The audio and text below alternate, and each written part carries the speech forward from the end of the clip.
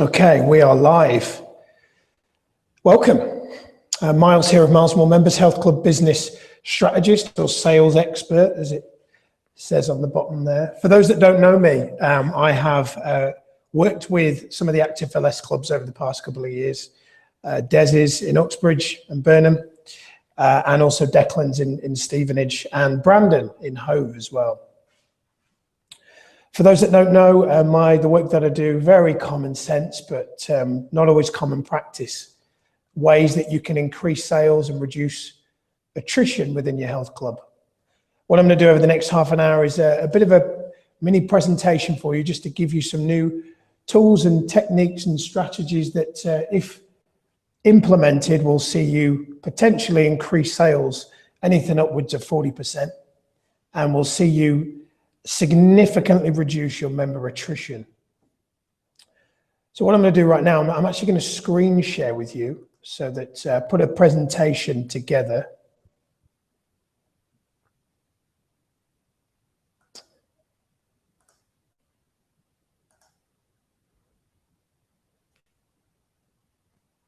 Okay.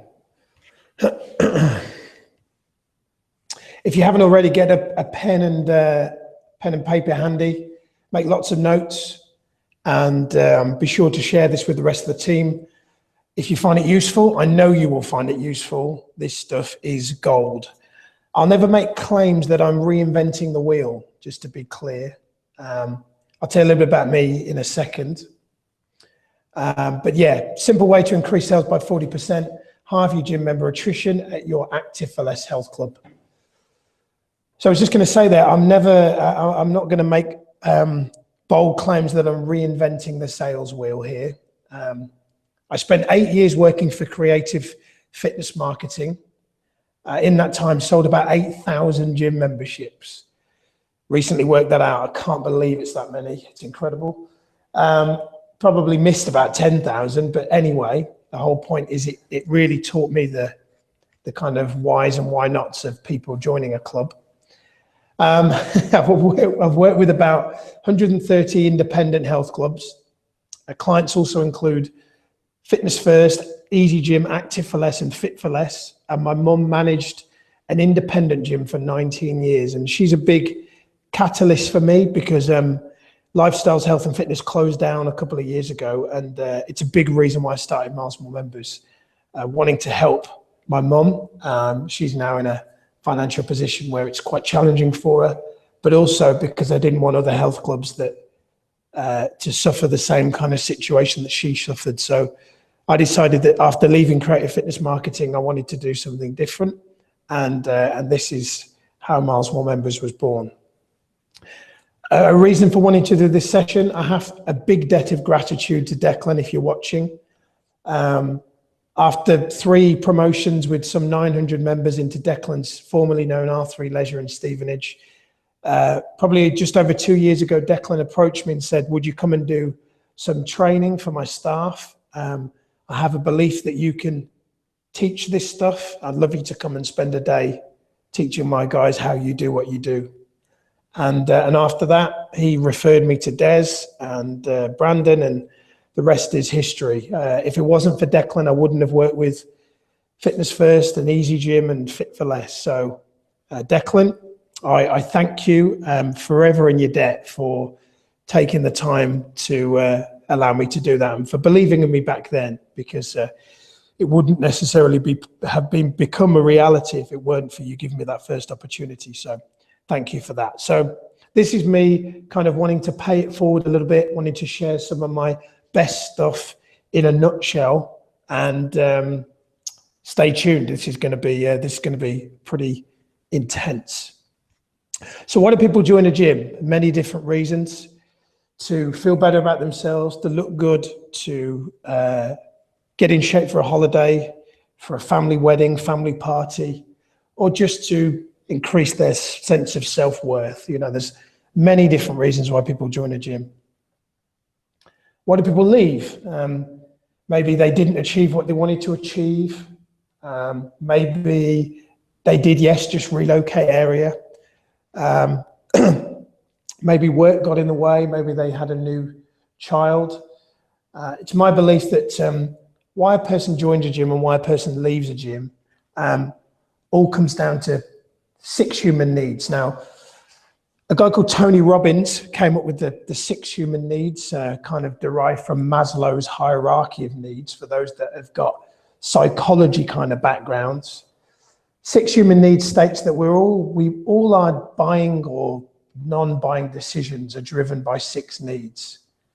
And those needs are certainty. So if we speak about a member of your gym or a prospect, they need to feel certain that they're going to get results. They need to know that they're going to have variety, that they're not going to be bored and that they'll remain motivated. They need to feel significant. So you need to make them feel welcome and appreciated and valued. They need to feel connected to you. They need to know that the staff care. They need to grow. They need to know that they're heading in the right direction and that their weight loss objectives are going to be achieved, if, for instance, it's weight loss. And they need a sense of contribution. They need to know that they're contributing to a greater good. And that specifically, if you speak in terms of your staff, one of the beautiful things about working in the fitness industry, it's my belief that we are what I call the first line of defense. What that basically means is, this, you know, the 3 a.m. 999 call that a wife has to make when her husband is at the bottom of the bed clutching his chest because he's having a stroke. That could have been prevented if he were to have joined the gym the years previous when he said he would. Or maybe he went in for a tour and he wasn't toured in a empathetic way. Maybe he was given the generic museum tour. I'm going to talk about the museum tour shortly. The key thing is that we've got to want to contribute at a greater level. I see a lot of fitness professionals now, and it's like it's the new thing to do to become a personal trainer. And I think the only thing that's really missed there is a sense of contribution. And it's so important. If you build your sales and marketing efforts and your staff training around these needs, if you ensure that your staff's needs are tailored around these 6 needs, if you ensure that your members, that you meet all these needs and your prospects as well, you will go a long way to getting more members, and you'll go a long way to getting more people stay at your club long term. It's my belief, sorry, a bit of a sore throat today. It's my belief that how good your equipment is and the price of your offering has little to do with your ability to increase profits at your health club. Here's what I mean by that. You've got 2 treadmills. You've got the 1980s classic power jogger. Love this treadmill. Reminds me of my mum teaching aerobics in a squash center, leisure center when I was a kid, climbing off the back of the power jogger.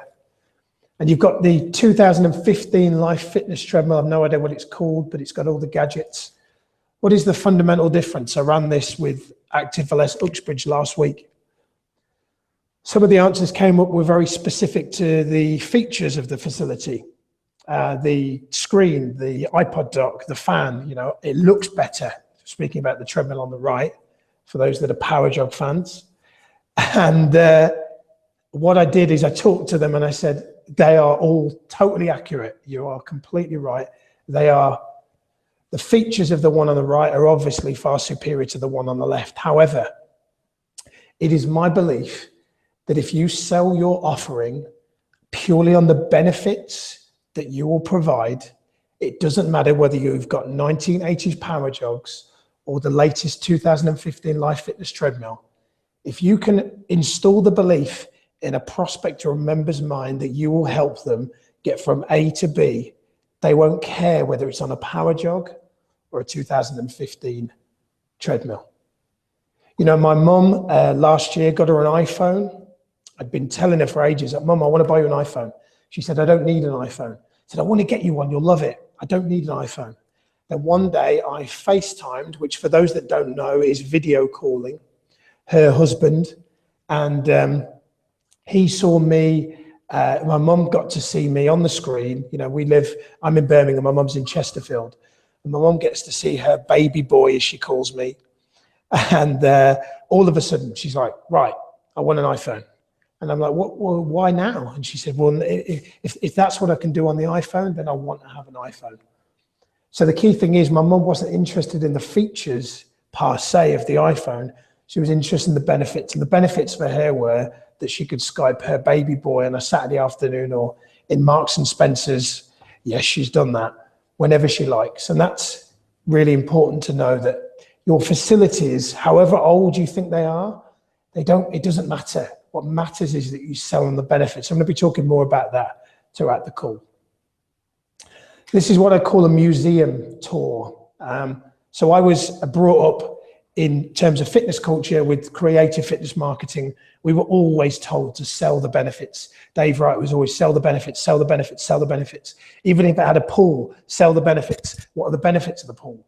You know, if the treadmills are from the 80s, but what are the benefits of the treadmills? So I was brought up to believe that facilities don't matter. People don't make their buying decisions based on the facilities. They make it based on the emotion that they're going to get from it. People don't want the sports car for the turbo engine. It's the speed and the experience of driving it that they're interested in. So it's so important that when you're next showing someone around, don't just do a generic museum tour. Here are the treadmills, here's the free weights, here's the changing rooms. People don't buy facilities, they buy the benefits behind them. You know, I've just used the example of Apple already. It's all in the experience. One thing I love about an Apple store, have you ever been in an Apple store? The best thing about Apple for me is their products are sensational, but their customer experience is even more so. Did you know that in 2014, Apple spent $485 million on staff training and development? That's a lot of money. And you're probably thinking, I don't have $485 million to spend on staff training. And you'd be right. However, that was just 3% of profit.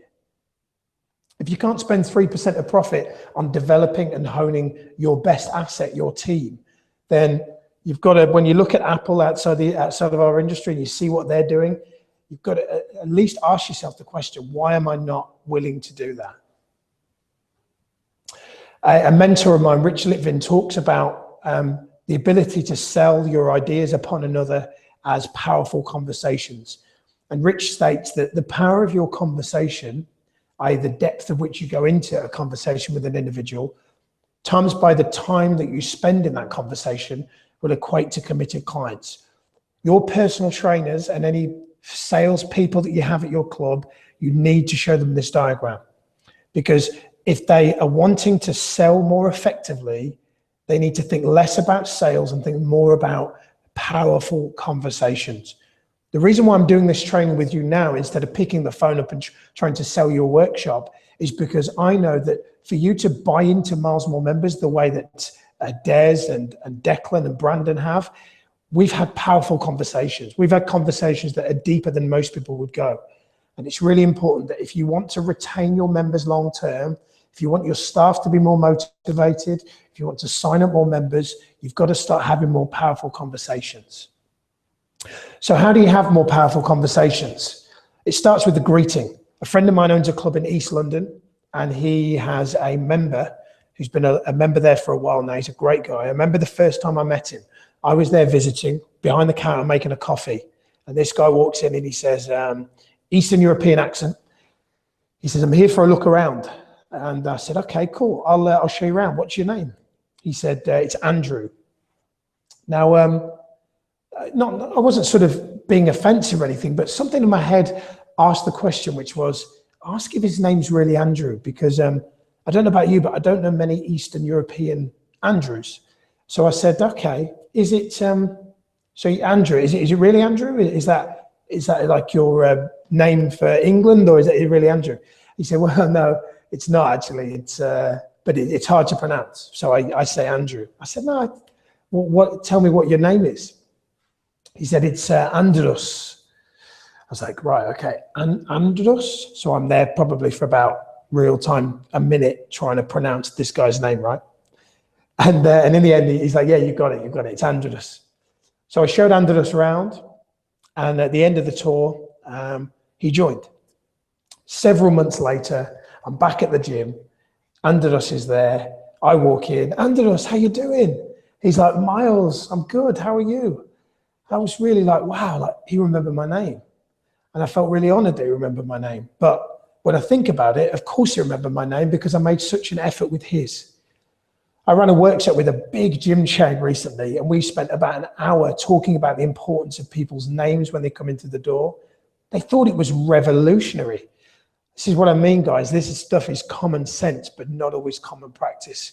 Using a person's name will build rapport faster than any other clever sales tool that you'll ever pick up from any book, seminar, or workshop. Use people's names. It is powerful. Second thing you can do, profiling. When a person walks into the door, don't just show them around. Ask them, what do you want to achieve? Why do you want to achieve it? Ask them if they've ever been a member of a gym before and what that experience was like. Did they get results? Did they get guidance? Did they get support? Did they have personal training? Was that personal training effective?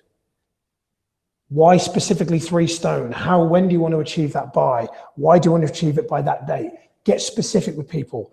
Profile people. When I worked for Creative Fitness Marketing, we would do this on a questionnaire. I wouldn't suggest questionnaires now. I feel like we've moved away from that and people's attention spans are shorter because of, mobile phones and things like that. You can do this face to face. If you want me to, I can send you a template of all the questions that I use when I'm profiling a person.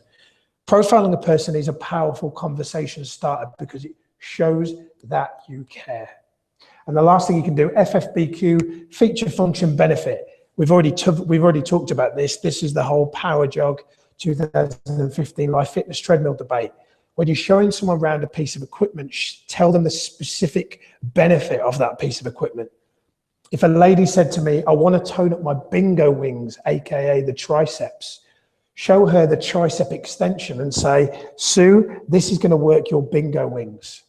And she will love it. In fact, I had an example last week running a workshop at Active LS Uxbridge. And one of the guys said to me, do you know what? I did that bingo wing thing that you said. And she thought it was hilarious. And we had a great rapport and she joined. So important, powerful conversation. Just to go back to that diagram again, because it is gold. The power of your conversation multiplied by the time you spend will equate to committed members. Now, there are 3 elements to personal communication. This stuff is really important. So if I was you, if you've got your phone in front of you now, take a snapshot of this one. A lot of people think that in terms of selling or just communication, it's all about the words that come out of our mouth. They are so wrong. Words is only 7% of our communication. The other 38% is tone of voice. So I'm delivering this training to you now, and my tone of voice is going up and down. If I delivered the workshop like this, it would probably be very boring. You're right. You see the difference? And the other 55%, which is huge, is your body language or your physiology. Now, if you imagine 2 guys approaching a woman at a bar, this is a great example. I used to run workshops teaching guys and girls how to socially interact with each other so that they could, date more people or just kind of meet the one, etc. It was really fun. And the communication model was my most used tool. Imagine these 2 guys here that are in front of us are twins. Imagine they both approach the same girl. One of them has a brilliant, wonderful, witty conversation with her, and the other is with her for all of 5 seconds and she slaps him around the face. Yes, the words were probably different. However, imagine they've said exactly the same thing. What was the difference? It was the tone of voice and the physiology or the body language. It's so important for you to know that your physiology and your body language and your tone of voice has a big part to play on the way that you interact with your members, on your ability to sell a membership.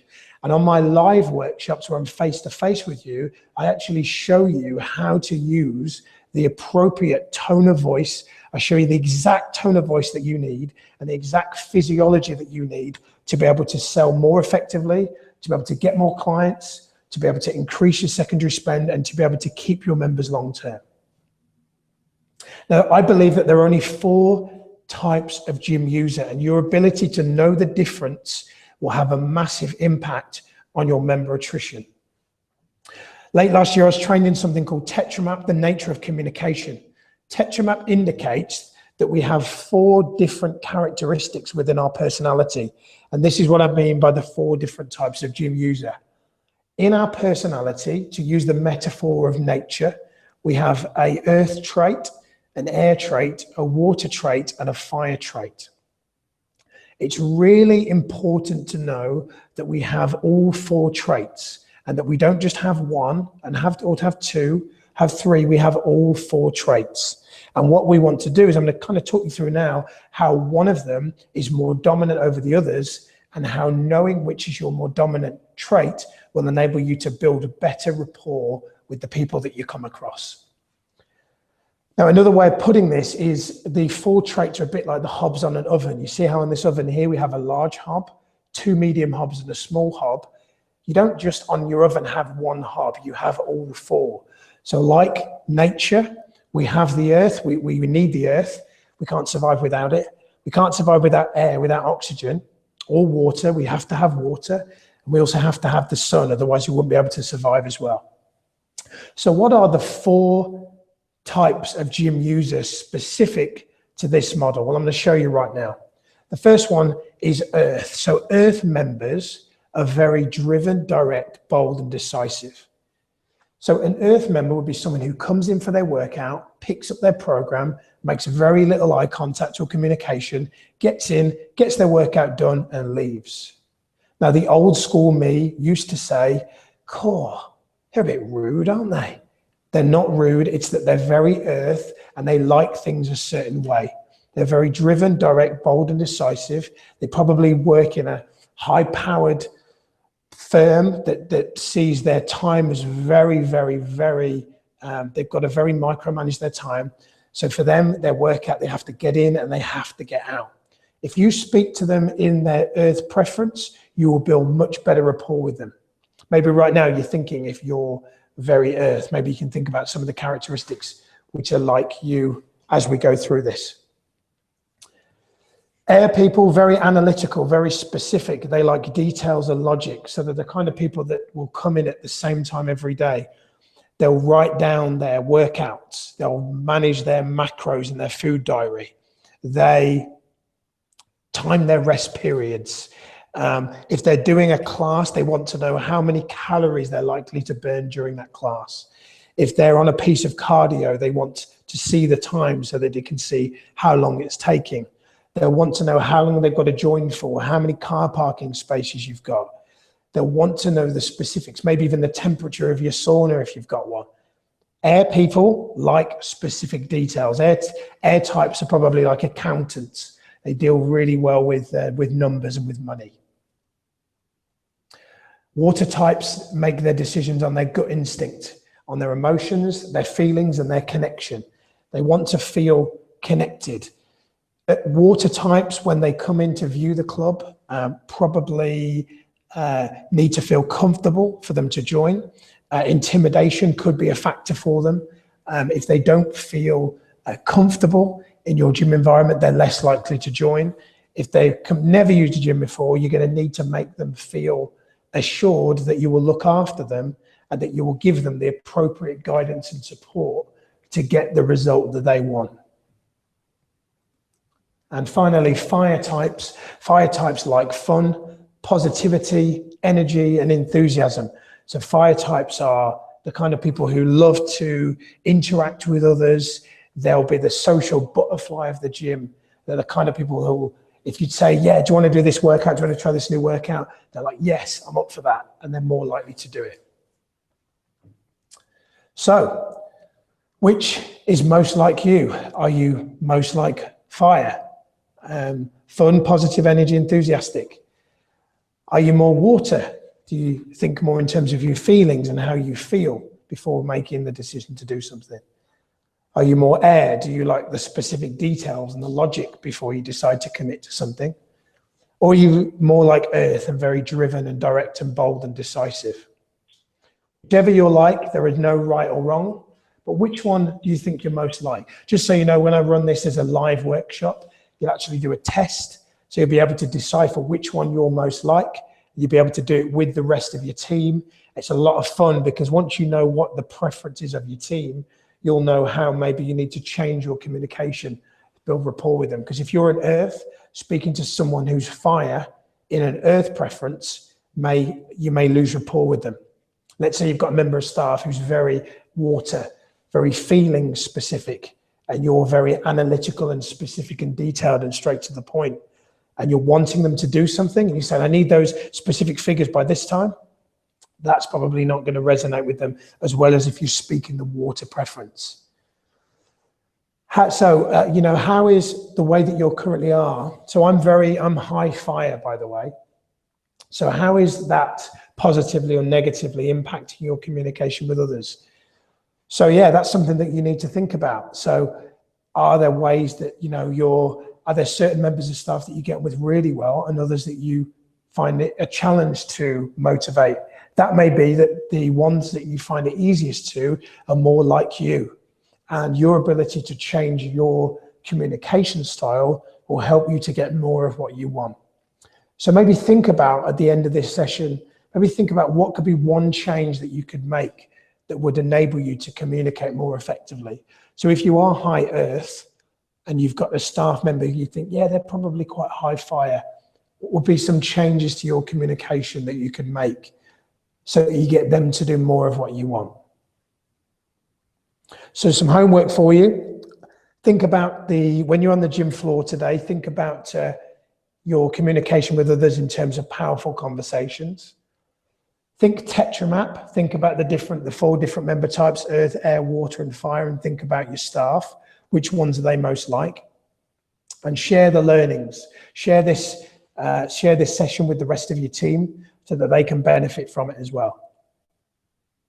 If you'd like to know more about me, you can drop me an email at miles@milesmoremembers.com. Mobile numbers there as well. Alternatively, I suggest have a chat with maybe with Des or Brandon and Declan as well, and they'll give you a bit of a lowdown as to the success that we've had working with their teams. For now, I'll wish you well. I'm going to close down this presentation. I hope you have found it. I hope you found it beneficial. I know I have thoroughly enjoyed running this session for you. So for now, I'm going to bid you farewell, and I look forward to speaking to you soon. Take care.